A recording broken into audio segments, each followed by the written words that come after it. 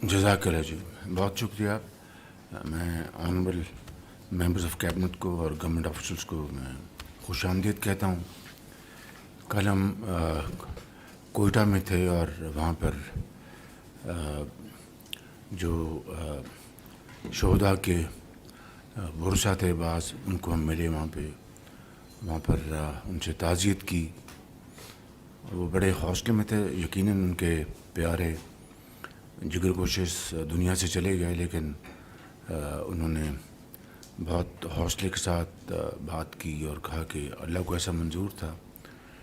لیکن جو کچھ ہوا وہ ایک دہشت گردی کی، اور میں سمجھتا ہوں کہ انتہا تھی. اس کی جتنی بھی مذمت کی جائے کم ہے. ہمارے وہاں پر کل 3 سیشنز ہوئے. ایک کا کوئٹہ کے کو کمانڈر نے پہلے سیشن میں تفصیلی ایک پریزنٹیشن دی کہ کیا کیا چیلنجز ہیں وہاں پہ بلوچستان میں، کس طرح دہشت گرد اور بعض خارجی عناصر مل کر بلوچستان میں جو نفرت کے بیج بو رہے ہیں، اور باہر سے ان کو جس طرح مدد مل رہی ہے. اور پھر وہاں پہ جو ہماری سولین گورنمنٹ ہے سرفراز بگٹی صاحب کی سربراہی میں، ان کی جو کاوشیں ہیں، ان کی جو ایفرٹس ہیں، وہ بھی بہت خوش آئند تھی. اور انہوں نے بلوچستان میں ترقی اور خوشحالی کے اور یوتھ کو خاص طور پر ان کو ٹریک کرنے کے لیے بہت اچھے انہوں نے پروگرامز مرتب کیے ہیں. اور دوسری طرف پاکستان آرمی کے افسر اور جوان دن رات ان دہشت گردوں کا پیچھا کر رہے ہیں، اور بلوچستان کی گورنمنٹ کی پوری سپورٹ ان کو ہے، فیڈرل گورنمنٹ کی پوری سپورٹ ان کو ہے. جو لیویز ہیں ان کی جو افرادی قوت میں تو کوئی کمی نہیں، لیکن ان کی ٹریننگ، ان کو اکوپمنٹ، اس حوالے سے جو بھی گیپس ہیں وہ اس کے اوپر کل وہاں پر اس کی نشاندہی کی گئی. اور پھر میں نے منسٹر انٹیریئر کو کہا کہ ان کے ساتھ بیٹھ کر اس حوالے سے ہم پوری جو بھی فیڈرل گورنمنٹ ان کی مدد کر سکتی ہے ان کی مدد کریں، بلوچستان گورنمنٹ کی. اسی طریقے سے میں سمجھتا ہوں کہ وہاں پہ جس طریقے سے یہ ایک 26 تاریخ کو ایک ماحول پیدا کیا گیا، وہ صرف اور صرف یہ تھا کہ بلوچستان میں ایک علیحدگی تحریک جو ہے وہ چل رہی ہے. میں سمجھتا ہوں کہ وہاں پر جو دوسرے زعماء تھے پولیٹیکل پارٹیز کے، پھر ان کے ساتھ بھی ہمارا سیشن ہوا، اور جنرلی بہت اچھی گفتگو ہوئی. وہاں پہ یہ طے تھا، اس میں کوئی شک نہیں تھا کہ وہ سارے کے سارے محب وطن ہیں جو وہاں پر موجود تھے، اور وہ چاہتے ہیں کہ بلوچستان میں امن قائم ہو، بلوچستان میں ترقی اور خوشحالی کا جو پہیہ تیزی سے چلے.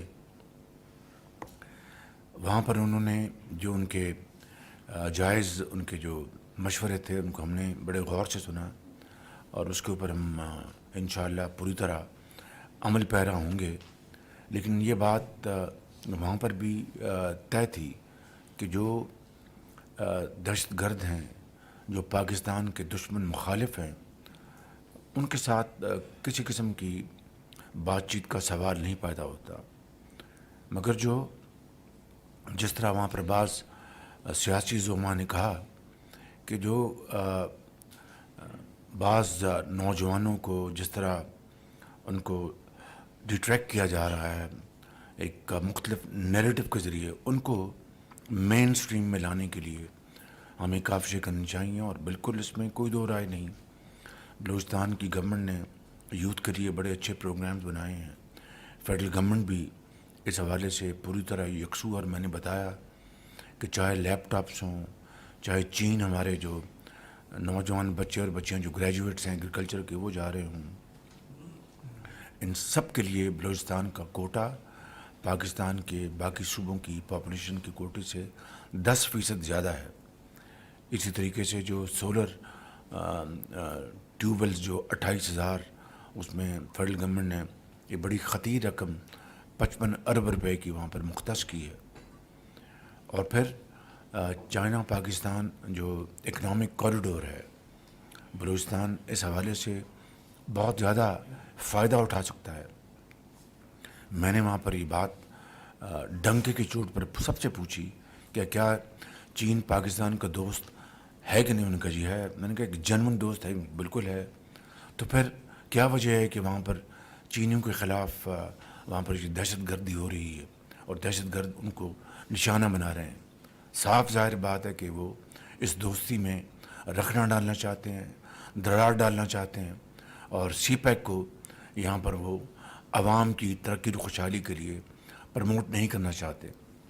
تو یہ ساری باتیں کل وہاں پر ہوئی ہیں، اور انشاءاللہ جلد اب بلوچستان کی جو چیف منسٹر ہیں ان سے میں میٹنگ کروں گا، اور ان کے ساتھ بیٹھ کر جو بھی فیڈرل گورنمنٹ جو ہے اس حوالے سے جو کچھ کر سکتی ہے انشاءاللہ ہم کریں گے. لیکن ایک بات طے ہے کہ انشاءاللہ ہم جو دشمنان پاکستان ہیں وہ انشاءاللہ ہماری افواج اور ہماری لا انفورسنگ ایجنسیز ہم سب مل کر ان کو انشاءاللہ ایک مقام عبرت بنائیں گے انشاءاللہ. اس کے بغیر یہ پاکستان میں ترقی اور خوشحالی کا جو سفر ہے وہ آگے نہیں بڑھ پائے گا. تو اس کے لیے انشاءاللہ ہم پوری طرح یکسو ہیں، اور with unity of thought and action اس میں ہم انشاءاللہ آگے بڑھیں گے.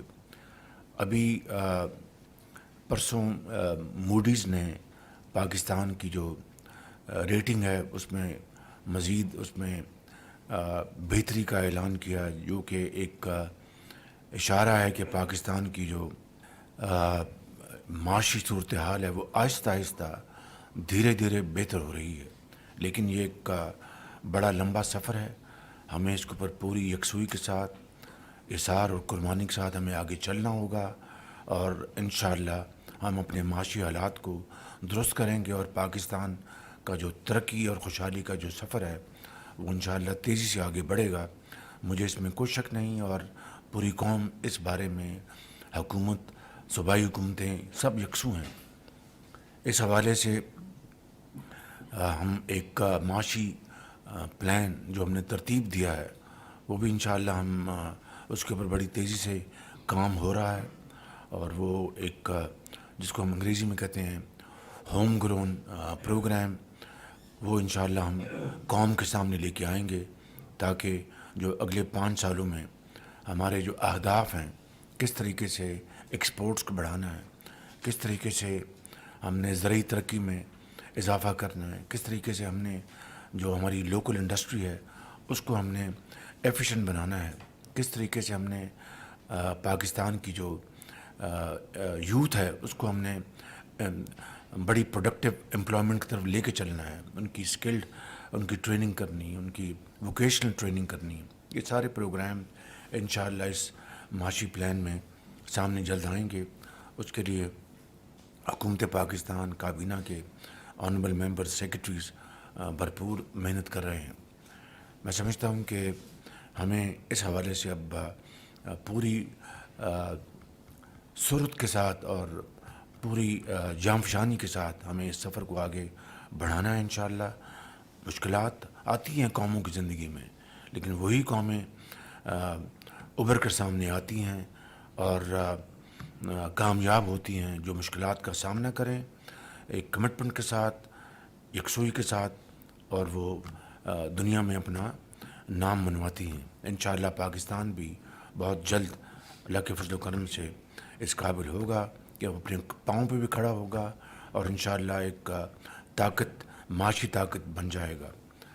صرف محنت اور محنت اور محنت، اس کے علاوہ اور کوئی راستہ نہیں. ان الفاظ کے ساتھ میں آپ سب کا شکریہ ادا کرتا ہوں. And let's start.